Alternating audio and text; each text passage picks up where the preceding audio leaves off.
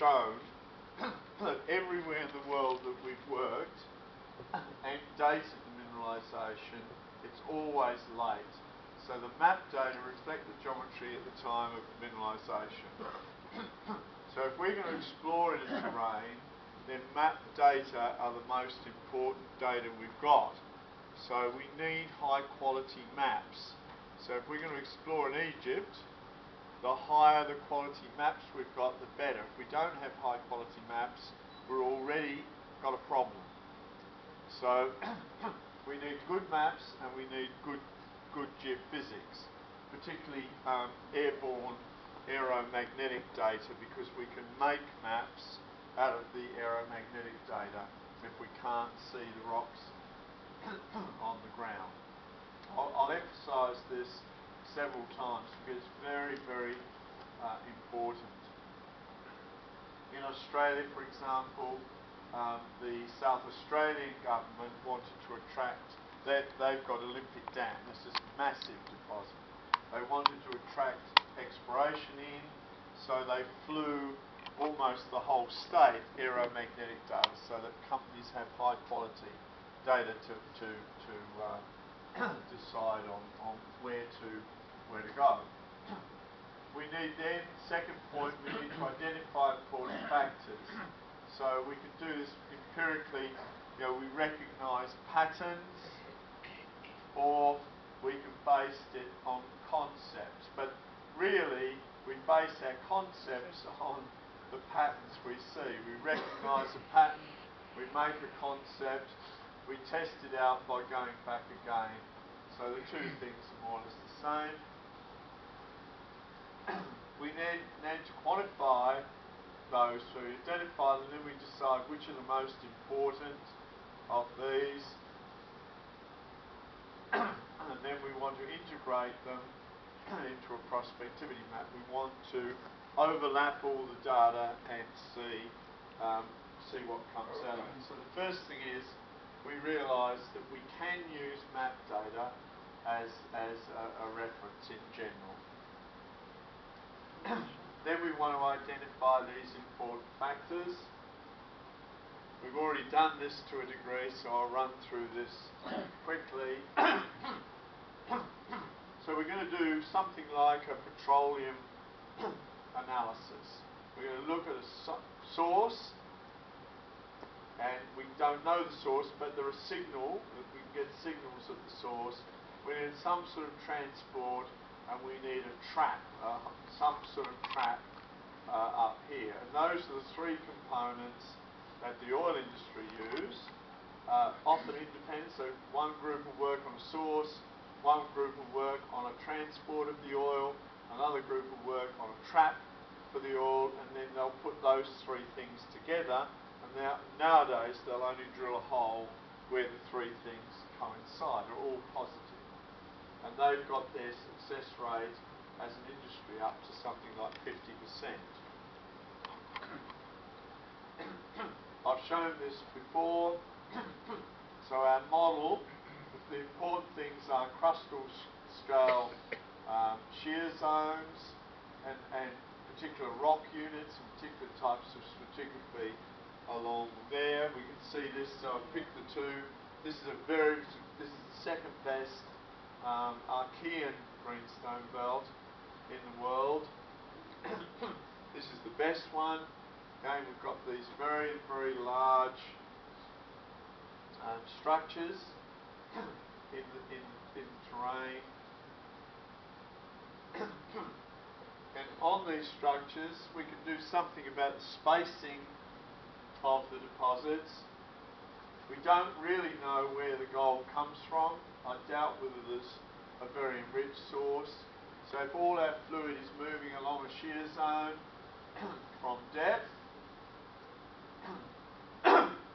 let's just say we want to find an ore body or make one, so a kilometre long, 100 metres wide and a kilometre depth or something like that at a grade of 2 grams per tonne. That would be a nice open pitable resource, and we could probably go underground.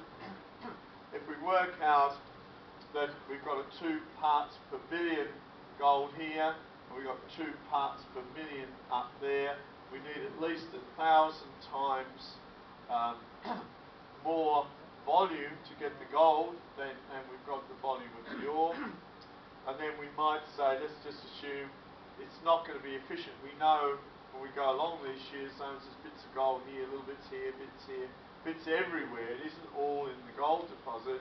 So let's just say we need a 20% efficiency. What we find is we need a shear zone something like 50 kilometres long, 10 kilometres deep, and a kilometre wide to get enough gold to produce our deposit. So this tells us our deposits are going to be spaced out something of the order of tens of kilometres apart. If we've got a big one here, the next one isn't going to be, until we're up here somewhere.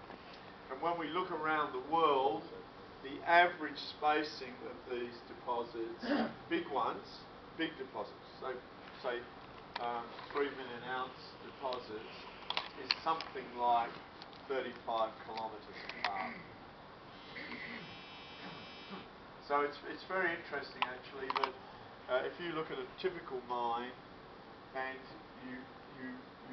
we do what we call brownfields exploration around the mine, you'll find that the accountants will tell you we want to find a deposit within 20 kilometres or within 30 kilometres maximum usually.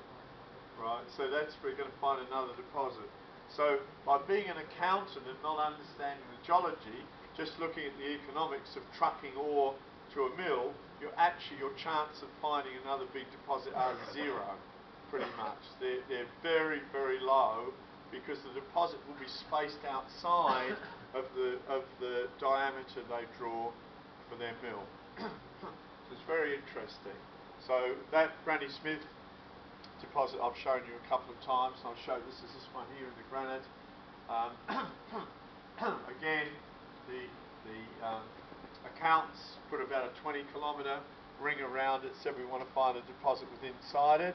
A guy called Greg Hall, who'd actually been the geologist who said that we'd saved him a lot of money here, he drew a 35 kilometre ring because he also believed in the spacing.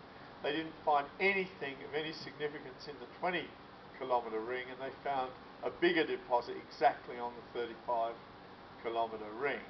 So it really shows that once exploration gets associated with mining, the chances of making another big discovery are very, very low because people put economic constraints on the mill.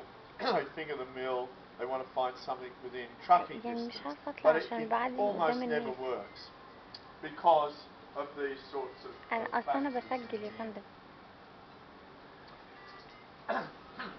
So, yeah. So this is, I was giving this for the brokers, for example, because people think when they stake the ground next to a big deposit, this is great. You know, the share price should go up, but actually it should go down in general.